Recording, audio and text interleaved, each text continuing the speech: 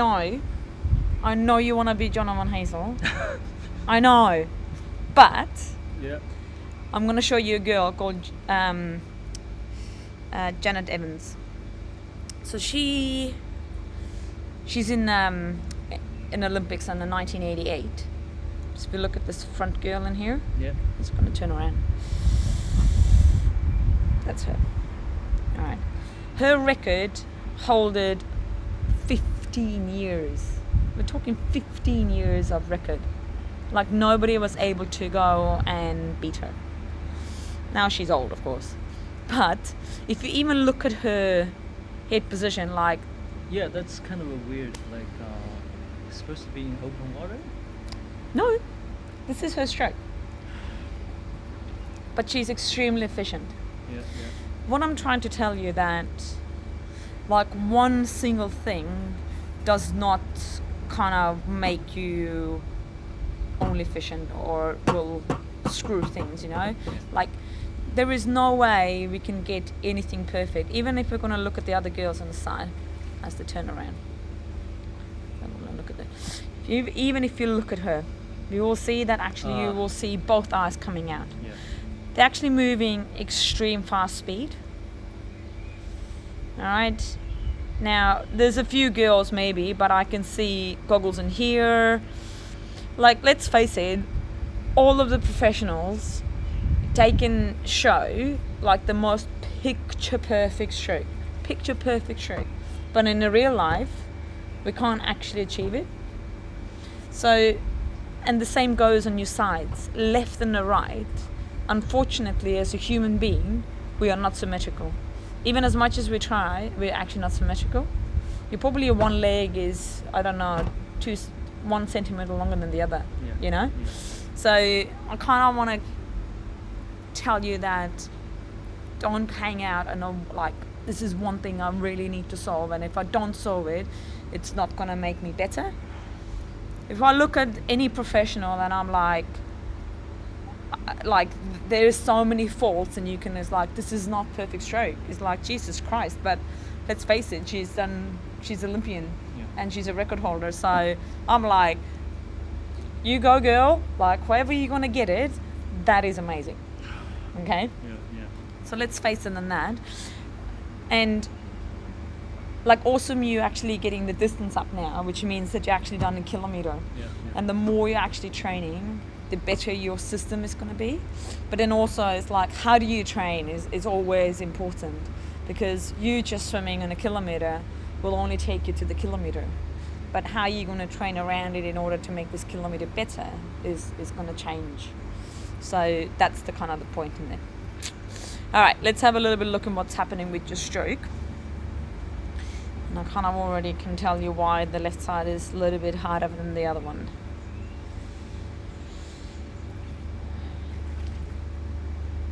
Like, that's like a picture perfect hand recovery. Like, I can see your arm bit, the elbow is nicely high up, there's a good lift of your shoulder blade in here and your shoulder. Well, we can probably say that, well, this kind of a bent in here is quite drastic, so it's gonna locks your elbow. So we definitely don't want to have that. So if we can go and be a little bit thinking about this whole hand is gonna enter, it will make your catch actually better. And the other hand is the trouble hand for you, which has always been. Yeah, I think I know this problem, but when I swim, I just cannot control it. Comprehend, okay. Okay, so. Yeah. Do you have the pointy paddles? Yeah. So if you use a pointy paddle, what's happening then? I've not used it very often recently. Yeah. Because you should be. Yeah. Because So only use the left. you can use both hands, but this is definitely your trouble hand. Yes. So what you can do with this one is, because you have a one attachment point, Yes. the more harder it's going to be, the looser you're going to give your attachment point. So the paddle actually can be almost moving in your hand. So the more water movement you have in here, the more the paddle is going to move. So this is your feedback. It's like, hey, look at what you're doing. Look at what you're doing. All right? So I make it loosen rather than tight. Yeah. That makes it even harder. And then having your fingers nicely on the top. Because this hand is beautiful. Like, it's picture perfect. On the other hand, it starts recovering over. It recovers. Now, again, it is like, at this point, you should be getting your hand neutral, but it's turned out. So it's almost that, imagine, every single time when you lift your hand up, even if you draw a smiley face on your hand, it has to always show backwards. There's no point of time actually our hands are showing anywhere else except backwards. Alright? Must be very flexible in here as well. Alright, so the breathing. Now if I want to be really picky, and I'm going to be, is the timing. And we've spoken about it before. So remember, as the hand goes in, straight away you want to breathe. That's the time I would like you to take a breath, because you're not breathing yet. I feel like when my left hand just touch the water, my body position still face on the other way. Yeah, we'll have a look at it on the top as well. Yeah, this is pretty good. So that's what I said, like the bow wave is just perfectly avoiding my gog. Yeah. On the other hand. Okay, I'm gonna just quickly look at it on this side.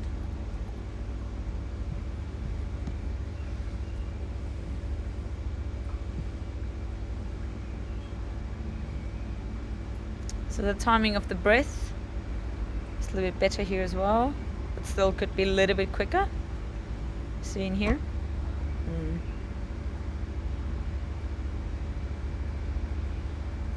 You know what? Your head is actually too low. Too low? Yes. Because you can see your water goes over your head.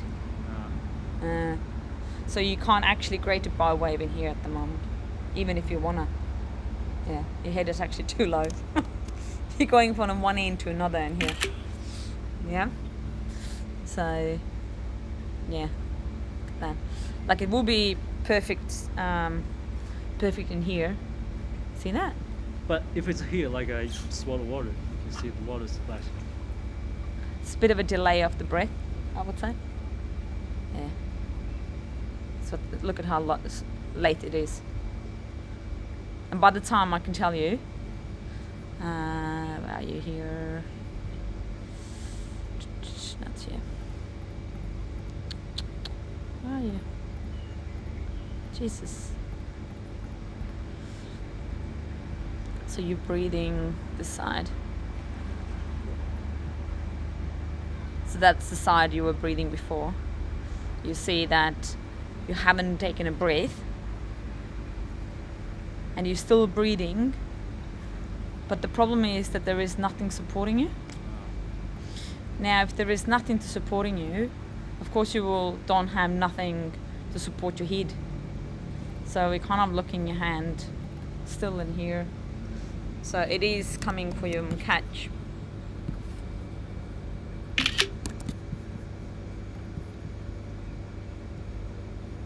Yeah. Alright, before I'm going to start looking the catch in here, we're just going to look at what's happening on the top. Yeah. Yeah. So you probably feel it right, is that because you're late on the breath, in order for you to actually get the air in, you have to go and rotate relatively over. So it means that you are gonna go and feel like, oh, this hand is just keep traveling, and it's over rotating on here, and you will see it naturally will actually end up in here. So it's not even not your ability to kind of turn your hand, it's the way the whole body actually ends up being. Yeah. So it's over rotation. Yeah. You will see how big is the compensation side of it. Yeah. It's quite a lot. And it just, you will see in this side it's more like natural for you. So kind of probably 60 degrees in there. But let's see what's happening in here on the top, eh? You know all about it already. Alright. So Jonathan Hazel won't be doing catch up on the front. Okay, so that's quite a big problem in here in a way, because this hand we're gonna reach, and this hand is gonna recover and then enter, and that's why you feel you actually won't be able to get a catch, because you're trying to keep reaching, and naturally already it's quite hard for you to go and keep this elbow always in this position. Yeah. It's almost like you're asking yourself to do something that it's really hard.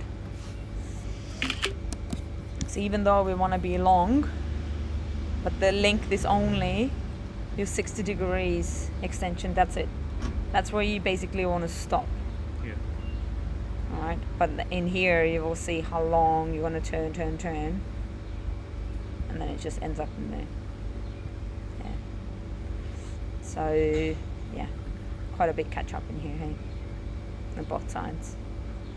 And you will see, even if you don't breathe, how much you try to reach still through your thoracic rather than think about it just moving from your core.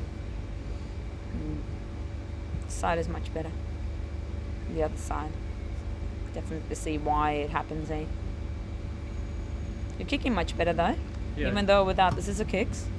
I've been working on the kicking recently. Yeah. I try It's to. it's not anymore this from the knees and bending Yeah. and massive whip kicks, definitely not, which is really, really good. But let's face it now, when the hand goes in here, that's your timing. As the hand goes in, I would like you to catch now. Catch. No. Yeah. Because that's the end of your rotation. Alright? And that's the moment you want to catch. Okay? So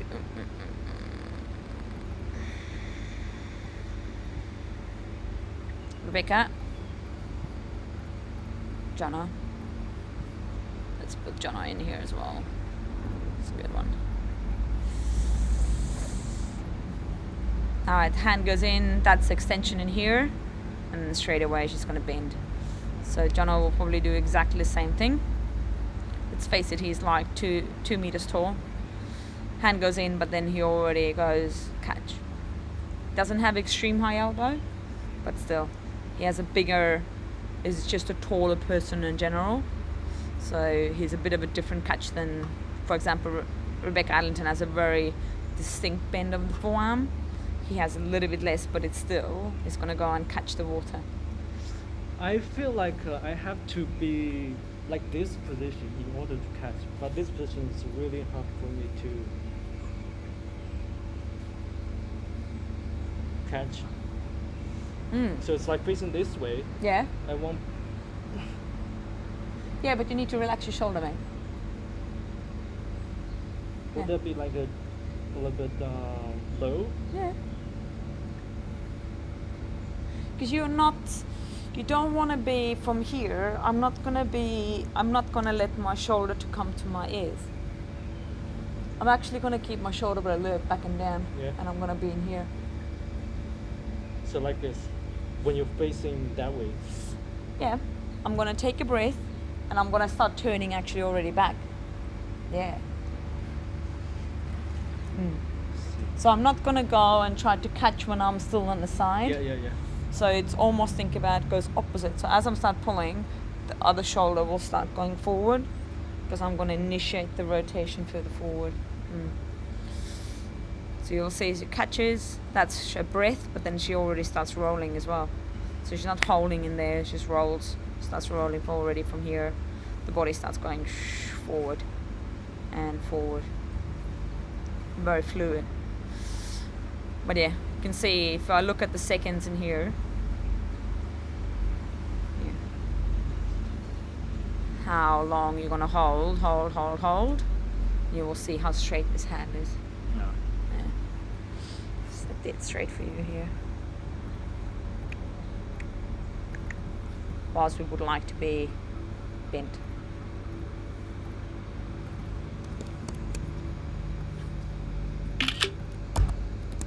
But it comes this over rotation and rotating too much, where you're spending your time on rotation. Yeah, that's where it comes from. But how much catch do I have? Like not very much. Not very much. You initiating your catch from your wrist, and then your pull. If you look at where you're pulling, Yeah. it comes from your shoulder. You see that? Yeah. Yeah. Okay. If I look at her, so the first thing she does is a bend from the forearm. You have 4 different phases in your freestyle. So one is recovery, all right? Now your hand entry and the catch is a 1 phase. On this phase, you're actually not creating any force forward. Make sense? Yeah. Yeah. That's only what you're doing is basically anchoring yourself into the water. All right. From this position, then, that's where your pull starts, and from your shoulder is your push phase. Okay. But at the moment, we're just looking how much water can you grab. It's not too much, and that's the thing in there. It's this front end where you kind of need to get your brain to kind of rewire itself. It's like, it's okay of me fully extension in here, holding, and then trying to do from a shoulder. It actually needs to be, so you're a little bit hypermobile in there. So the more you're going to extend your elbow, the more you're going to go outside. So we still want to think about is like, I'm not going to extend and lock my elbows. Because if you're going to look your front, because that's where you're going to see actually your catch.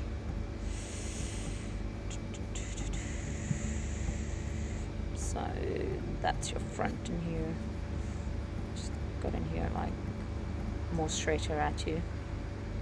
So you will see how much, Jesus, how straight you are in here.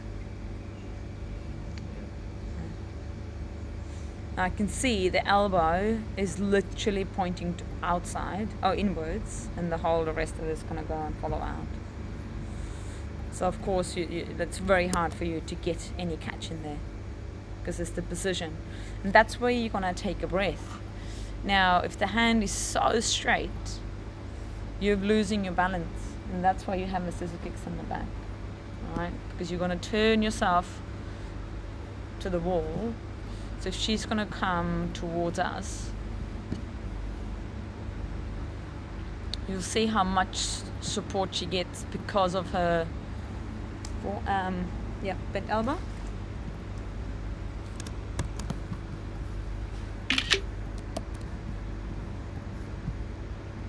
And the other hand.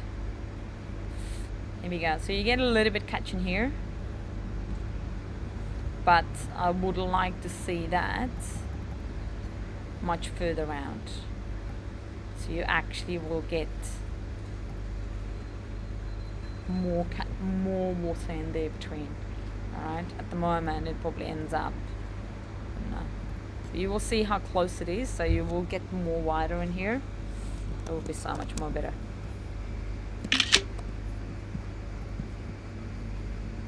Yeah, that's why.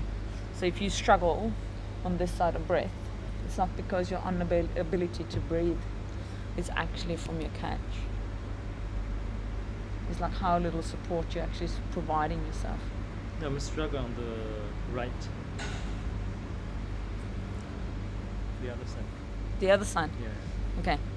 But still, you will see why the head is also quite low. Yeah. Try to on the other side.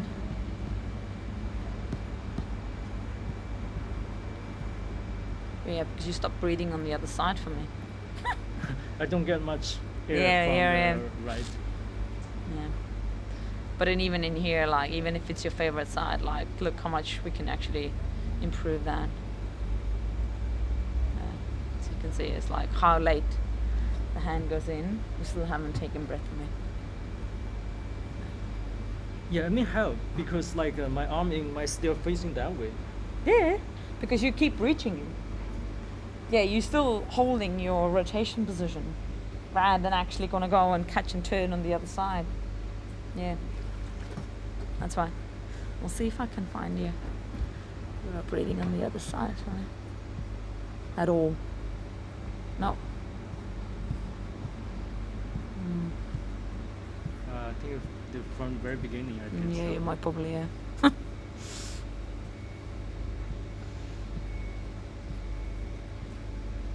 Oh, here we go. But still, you can see how straight this hand is. Yeah, that's left. Yeah, but it still doesn't make any difference because I know it's on the same line. Straight hand. That's why you struggle so much on your breath. So, your hand entry is related to your rotation. Yeah. Over rotating on the side, which means that you naturally will put the hand in the position rather than being in here. And then your reach forward is hold in there, which is making you actually doing catch up on the front, which means that everything else is going to go and follow in there. And that's the catch up on the front is dictating kind of everything what else happens in your body, because it is over rotation, and then you compensate it on your back with the legs, and then you're going to take a breath and you're going to lose your hand, and then you will get even more unbalanced. So in a way, if you're looking Jonah Van Hazel, and even if you want to be Jonah Van Hazel, we all want to be Jonah Van Hazel. Jesus, I want to be as nice as he is, like seriously. But you will see that there's literally no excessive reach, no excessive reach. So it's very symmetrical. It doesn't overturn. His rotation is maximum 60 degrees. All right. It's probably 2 sizes of you as tall. Let's face it as well. But if we're looking on the front and with the timing, all right, we do not have catch on the front and hold. So it is one hand goes in, start catching, and then the other hand enters, start catching. So you will see that's the end of rotation. That's it. That's him done. All right, and then he's already catching. All right. So it is this first momentum when the hand goes in, the first push forward, but then it's already catch back. All right. You agree with me? Yeah. All right. So, I am gonna, for the drill wise, okay, I'm gonna do with you, I'm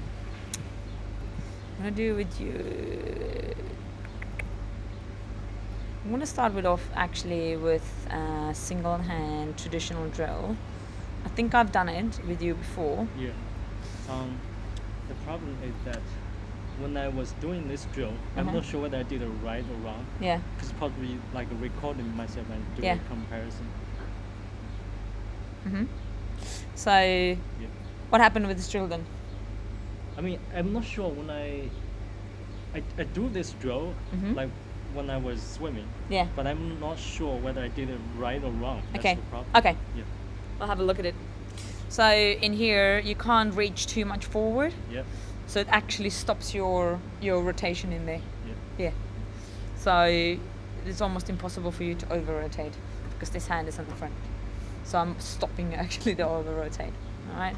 We're gonna do that. We're gonna do 6-3-6, but I'm gonna actually ask you to rotate as little as possible. 6-3-6. Yeah. 6 kicks in your side, 3 strokes in the middle. Yeah. It is as almost for your case, as I said, how little can you rotate?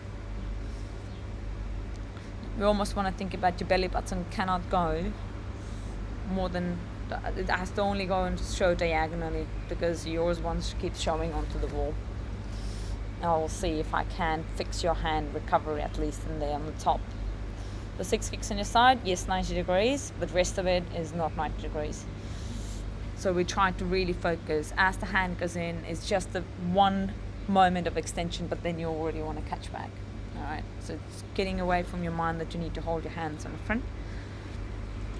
Can you record? I'm recording. No, I mean when I do the 6-3-6. Yeah. I want. Yeah.